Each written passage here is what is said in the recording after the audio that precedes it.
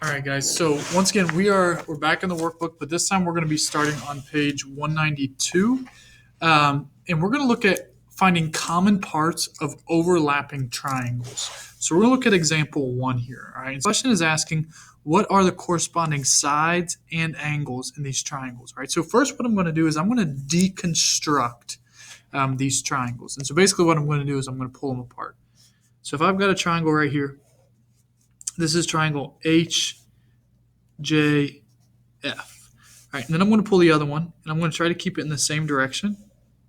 All right, not the best, but this is H, K, G. All right, so what we want to do is we want to look for common parts. All right, so for instance, H is that same angle. So we know H is congruent to H. F, that's congruent to K. Okay, so when we're looking for corresponding parts, right? Basically, if these triangles are congruent, if that's what we're trying to say, we're trying to figure out which parts belong to which parts. And so we can say that angle H and angle H are corresponding. We can say angle F and angle K are corresponding. Okay, now we don't necessarily know if they're congruent yet because we haven't gotten enough information. All we're doing is just trying to figure out if they are, or which parts are corresponding or not. All right. So let's go ahead and pick out some more. So if you notice right here, FJ, we've got these two parts and that part is congruent. So basically we can say FJ is congruent to GK. And with that, we've got this angle side, so we can see that they're congruent. All right, but all we're doing is trying to find those corresponding parts. So we've got H goes to H, F goes to K, and then that leaves angle J and angle G. Right? Now those are angles. Now we're going to look at sides. All right, so we already said that F or FJ, okay, and GK are corresponding because they're congruent. Okay, then from here, after we have that, we can kind of find the corresponding sides based off of how long they are. So we can see that HJ and HG are corresponding, and then that leaves us with HF and HK. Okay, so basically we're just find the matching parts of the triangles. Which parts closely resemble the other ones? Okay. Example number 2. Right. This question says to use common parts of the triangle. We're going to try to determine are VW and ZY congruent. So once again, I'm going to deconstruct this. And so here we have WVZ. And on this one, we have YZV. Okay. Now, so if you see here on this first triangle, we've got this little itty bitty, this part, and it says it's congruent to this part of this triangle. Okay. So we know that's true. Also, see how we have the 2 tick marks and this tick mark? If we use our angle addition postulate, we can tell that the big angle right here, this is going to be congruent to the big angle over here because of those tick marks. Right? Now, what else we know is we know that they share this side right here. So we know those have to be congruent. All right. So we can say now, if we look at all this information, we have an angle side angle, angle side angle. So triangle WVZ is congruent to triangle YZV. Okay, we know that's true, right? But because of angle side angle, right? We know those are congruent. So now we're trying to see are VW and ZW congruent. Okay, so where's VW? VW is right here. Is that congruent to YZ? Yes, right? VW is congruent to YZ, okay, because they are corresponding parts.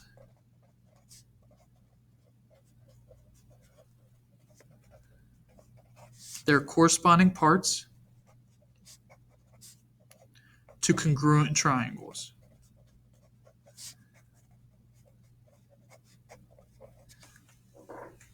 So if we know the triangles are congruent, then all of the corresponding parts are also congruent. So we can, angle W is congruent to angle Y. These angles are congruent, and all of the respective sides are congruent as well. All right, let's take a look at a couple more. So I'm going to turn to page 194. We'll take a look at number 5. And this is, what are the corresponding sides and angles in triangle XV and triangle XWY? All right, so once again, I'm going to deconstruct these. So when I say deconstruct, I'm going to pull them apart. So instead of seeing these overlapping triangles, I'm going to see two separate triangles. So this one right here, this is going to be W, this is going to be V, and this is going to be X. And then this one is going to be W, this is going to be X, and then this one's going to be Y. All right, so let's look and see what we have here. So I know this WV, that's got 2 tick marks. And then this one's got 2 tick marks. All right, so those sides are congruent. So basically, we're just trying to see how these are oriented. And really, so then this long side, we've got the 1 and the 3. So we can say that these are congruent by the segment addition postulate, right? Which leads those that we don't necessarily know well. And so these ones right here, because that's a common side, we know these are congruent, okay? Now, so we can pretty much piece together, we could actually say these are congruent by side, side, side. Okay, but all we're trying to do is find the corresponding sides and angles. So the sides, we know WX goes to WX. Those are corresponding. WV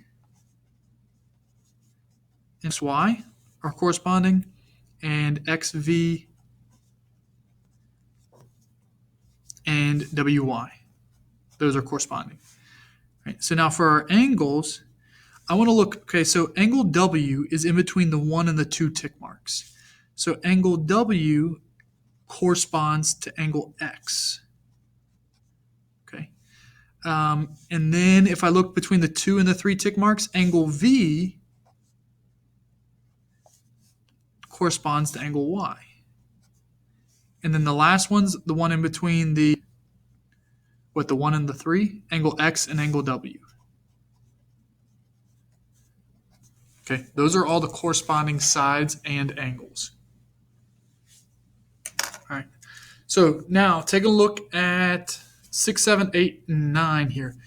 We're just going to look at 6 and 7. Okay, and then I want to take a look at 10 and 11 down here at the bottom. So 6 and 7 says name a side or angle congruent to each given side or angle. Okay, so angle CDA.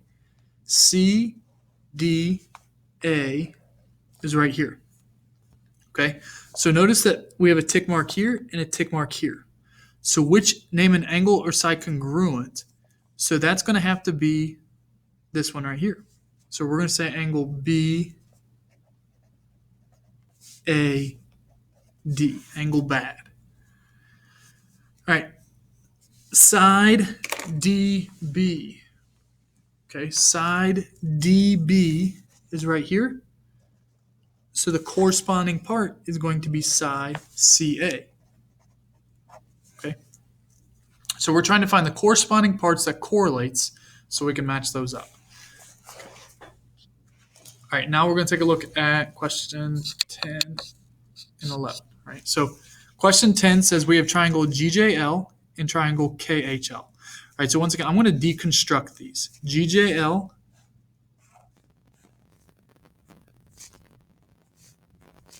I'm going to put any tick marks. So GJL, there's kind of this hash mark right here. So I'm going to put this tick, I'm going to put this tick, and I'm going to put the angle tick mark.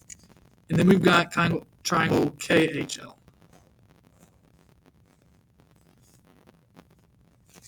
Okay, we've got this line kind of coming up through. All right, we know this one. All right, now, one thing that we know is this side that they share in common. So we actually know that this is congruent to this. Okay, so what we're trying to do is we're trying to name a theorem that can be used to prove that each pair of triangles is congruent. So here we know this side is congruent to this side. The angle is congruent right here. and then we have the sides. So these are congruent by angle, side, angle. Right? They're congruent by angle, side, angle. All right, so we got one more over here. I'm going to deconstruct, find triangle NQM, NQNM, and PMQ.